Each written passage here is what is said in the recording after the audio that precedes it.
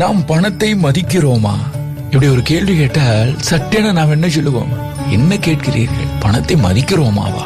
பணத்தை தானே நாம் தெய்வமாக கொண்டாடுகிறோம். பணத்தை தெய்வமாக கொண்டாடினால் போதுமா? தெய்வமாக அல்லவா நாம் பணத்தை மதிக்கிறோம். தப்பி தவறி கூட காசையோ பணத்தையோ இடது கையால் தொடக்கூட மாட்டோமே. ₹1 வருமானம் வந்தாலும் முதலில் கண்ணில் ஒத்திக்கொண்டு சுவாமியிடம் வைத்து கும்பிட்டு விட்டு தானே செலவு செய்கிறோம். இப்படி ஒவ்வொருவருமே ஒவ்வொரு விதமாக பணத்தை காசை மதிக்கலாம். ஆனால் அப்படிப்பட்ட மரியாதையா பணம் நம்மிடம் எதிர்பார்க்கிறது? என்ன இது? அப்ப எப்படிப்பட்ட மரியாதையை பணம் எதிர்பார்க்கிறது?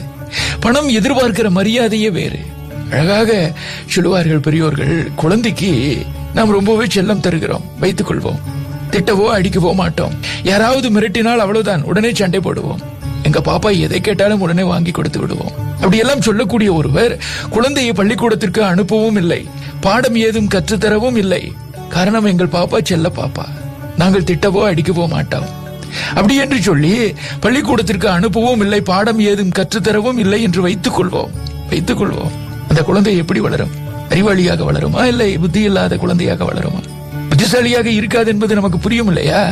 அப்படித்தான் பணத்தை தெய்வமாக மதிப்பது மட்டும் போதாது, அதை செயல்பட அனுமதிக்க வேண்டும் என்று சொல்லுகிறார்கள்.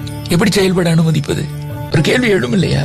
அற்புதமான ஆற்றல் மிக்க பெரும் பேராற்றல் மிக்க பெரியோர்களை நாம் பெற்றிருந்திருக்கிறோம். எவ்வளவு விஷயங்கள். வீட்டில செல்ல பிராணியாக வளர்க்கப்பட்ட நாய் ஒன்று வழி தவறி காட்டுக்குள் போய்விடுகிறது.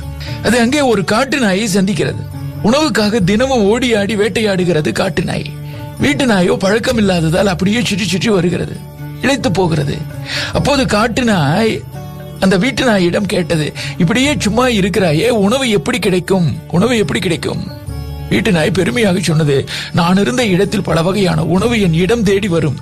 நான் சாப்பிட்டு விட்டு தூங்குவது, விளையாடுவது, எப்போதாவது குறைப்பது என்று சுகமாக இருந்தேன்.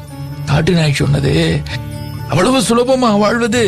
வா, நான் வெளியே போக வழிகாட்டுகிறேன், இருவரும் அங்கேயே போகலாம். இரண்டுமே இப்போது காட்டுக்குள் இருந்து நாட்டுக்குள் வந்து விட்டது. காட்டு நாய்க்கு ஆசை, வீட்டு நாய் அப்படி இருந்த இடத்திலேயே எல்லாம் தேடி வருகிறது என்று சொல்லுகிறது, நாமும் போய் இருந்து பார்ப்போமே என்று சொல்லி நாட்டுக்குள் வந்து விட்டது. வீட்டு நாய் தான் இருந்த வீட்டுக்கு காட்டு நாயை அழைத்து போனது. அங்கே அதனுடைய வருகையை எதிர்பார்த்து ஒரு தட்டில பாலும் இறைச்சியும் இருப்பதை காட்டியது. காட்டு நாய்க்கும் பங்கிட்டு கொடுத்தது. நீயும் இங்கேயே இருந்து விடு, தினம் வேலை தவறாது உணவு உனக்கு கிடைக்கும், ஜாலியாக இருக்கலாம், வீட்டு நாய் சொன்னது. வீட்டு நாய் சொன்ன போதுதான் காட்டு நாய் ஒரு விஷயத்தை கவனித்த அந்த காட்டு நாய் வீட்டு நாயை பார்த்து கேட்டது, உன் கழுத்துல ஏதோ கட்டப்பட்டு இருக்கிறதே, அது என்ன? அதுவா, இந்த பட்டையில் தான் வீட்டு உரிமையாளர் சங்கிலியை கோத்து நம்மை பிணைத்து வைப்பார், கட்டி வைப்பார். அப்படியானால் நாம் சுதந்திரமாக சுற்றி வர முடியாதா? அடிமையாக இருந்து பத்திரமாக வாழ்வதை விட சுதந்திரமாக ஒருவேளையாவது உழைத்து சாப்பிடுவது தானே நல்லது. காட்டு நாய் சொன்ன வேகத்துல காட்டுக்குள் ஓடி போனது. இந்த காட்டு நாயை போன்றதுதான் பணமும். அதை அப்படியே தெய்வம் என்று சொல்லி சம்பாதித்து அப்படியே பெட்டிக்குள் வைத்து அதை முடக்கி வைத்து விடக்கூடாது. அதனால என்ன பிரயோஜனம்? அந்த பணம் பலருக்கும் செல்ல வேண்டும், பல இடத்திற்கும் போக வேண்டும். அப்படி செல்லுகிற பொழுது அந்த பணம் பணமாக இருக்கும், அது பலருக்கும் பயன்பாடாகும்.